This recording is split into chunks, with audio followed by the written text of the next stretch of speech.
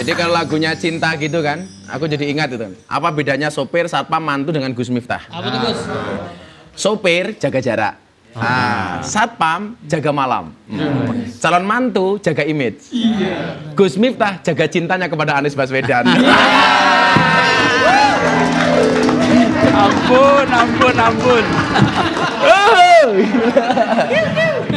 Nah, Mas Anies, ini kan menurut Satgas COVID-19 yang harus diwaspadai pasca lebaran atau pasca liburan ini adalah klaster keluarga atau klaster halal bil halal. Betul. Bagaimana ini pandangan Mas Anies? Ya, gini, nomor satu saya sampaikan terima kasih dulu pada kantor-kantor, perusahaan-perusahaan yang di hari pertama mereka kerja tidak bikin halal bihalal. Oh, nggak ada ya? Iya kan? Kan biasanya kalau hari pertama itu semuanya ngantor, kemudian halal bihalal. Dan dia ngurangi job saya, Mas, karena nggak ada halal bihalal.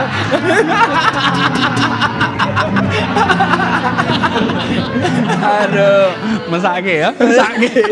Jadi memang, tapi kan loh online-nya kan tetap toh. Oh, masih. Tausiah online tetap Masih. toh.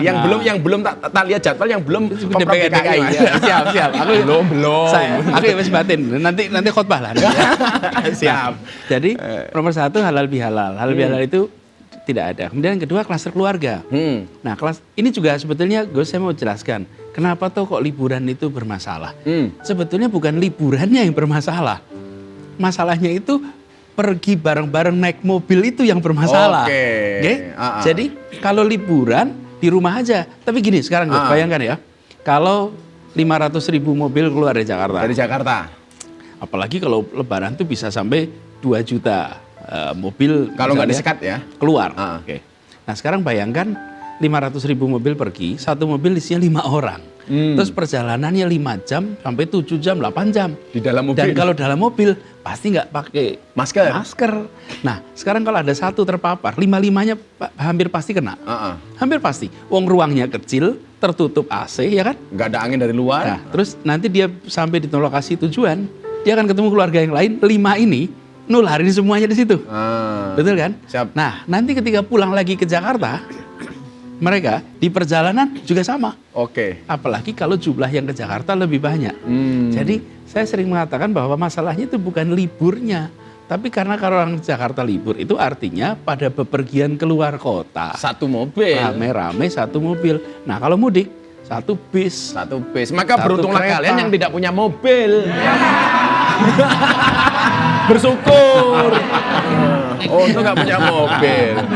Saat ini kan ada 2 RT Mas yang melakukan micro lockdown di Jakarta, yaitu di Cilangkap dan Ciracas. Di kampung-kampung ini kita lakukan, nomor satu, ketika sampai di kampung mereka lapor, Oke. kemudian diperiksa, kemudian dites antigen, kemudian harus isolasi 5 hari.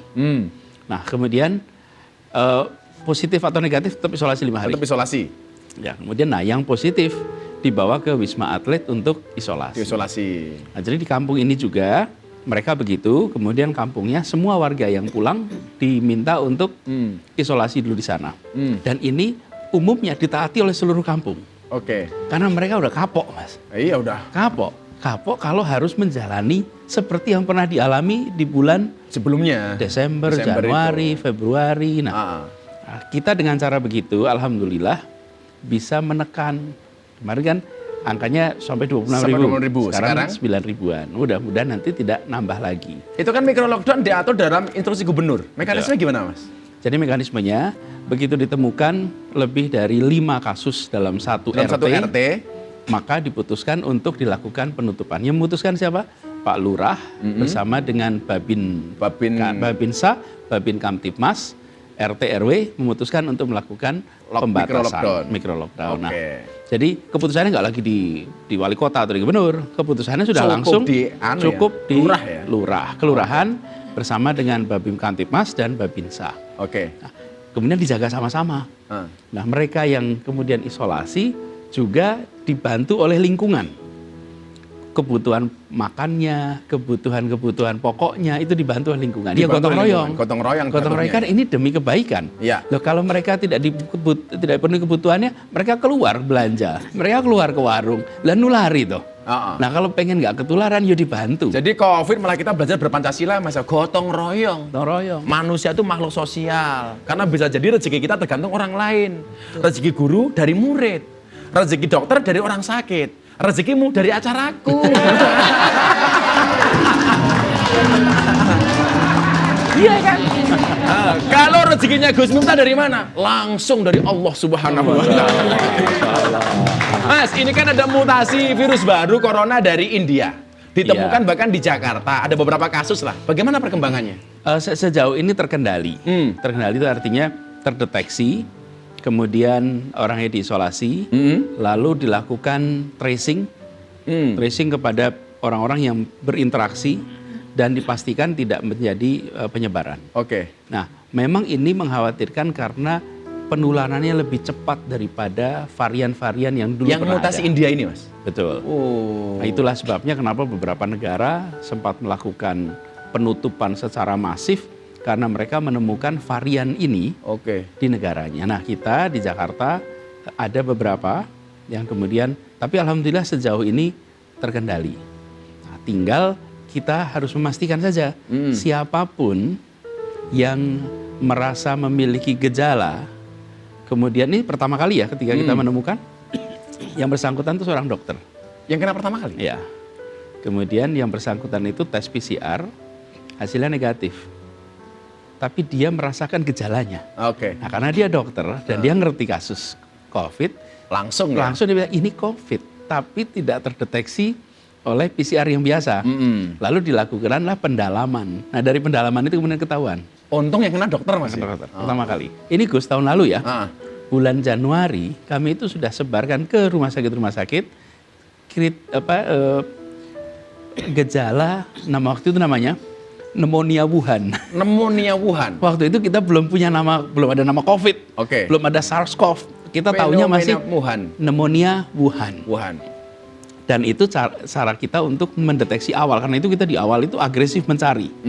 Kamu Jakarta itu berinteraksi dengan dunia. Kalau dunia ketularan ya masuk nggak ada yang masuk Jakarta. Nggak mungkin. Kan nggak mungkin. Pasti ada, karena itu deteksi. Nah, sekarang sama. Sekarang dengan varian baru ini kita berikan tanda-tanda gejalanya kepada semua fasilitas kesehatan dan mereka alert. Jadi kalau ada yang memiliki gejala itu langsung ambil tindakan dan langsung bertindaknya itu adalah dari dinas dan dari kementerian. Upaya menekan penyebaran COVID itu kan lewat vaksinasi. Nah, sudah berapa persen, Mas, yang dilakukan di DKI ini? DKI ini kira-kira hampir 30%. Hampir 30%? Ya. Bagaimana cara kita keluar dari wabah ini? Kan untuk bisa keluar dari wabah ini, orang harus punya imunitas. Ya. Imunitas itu didapatnya lewat dua. Satu, vaksinasi. Dua, infeksi. Diinfeksi malah. Iya, iya kan. Seperti saya nih. Saya sudah kena, saya terinfeksi. Maka kita belum vaksin, Mas, ya? Kita butuh tumbuh imunitas. Tentu kita tidak ingin infeksi dong. Iya dong. Masa semua orang disuruh infeksi? Malah masalah. Malah masalah. Nah, karena itu kurangi infeksinya, tingkatkan vaksinasinya. Karena itu saya menganjurkan kepada semua untuk aktif ikut program vaksinasi. Yang paling banyak terpapar itu anak usia 19, 20 sampai 40. Itu porsi paling banyak yang kena.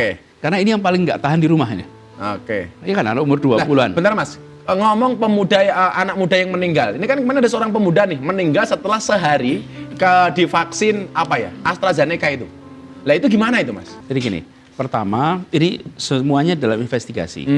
Langsung langkah dilakukan pemerintah adalah menghentikan batch jenis AstraZeneca yang ada kodenya, saya lupa. Ada kodenya ya. Itu dihentikan.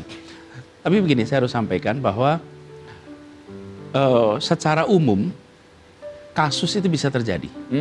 Ini nanti dicek apakah memang ada penyakit bawaan, apakah ada varian-varian khusus di dalam atau variasi khusus dalam badannya sehingga memunculkan masalah ini.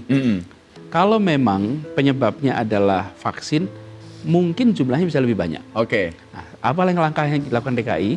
Jakarta ini kemudian kemarin membatasi bahwa yang divaksin yang usianya di atas 40 dulu. Di atas? 40 tahun. 40 tahun. 40 tahun. Karena memang di beberapa negara Eropa juga AstraZeneca itu digunakan untuk orang di atas usia 40 tahun. Sambil kita menunggu hasil investigasi yang nanti akan memberikan kepada kita kesimpulan. Apa sih penyebabnya? Penyebabnya apa? Nah, sekarang dengan teknologi kita sudah bisa mendeteksi. Tapi saya ingin sampaikan pada semua bahwa produk-produk ini itu digunakan di seluruh dunia. Dan sebetulnya obat apapun selalu akan ada potensi komplikasi untuk individu-individu. Kan kalau kita minum obat, kita disuntik, itu umumnya tidak terjadi kasus, tapi selalu akan ada potensi kan. Nah, jadi saya ingin sampaikan, resiko yang muncul karena tidak divaksin itu lebih besar daripada resiko yang muncul karena divaksin. Virusnya itu nggak kena capek. Jadi kalau kita bilang kita capek, mosok manusia kalah sama virus? Iya. Mosok gila kalah stamina sama virus?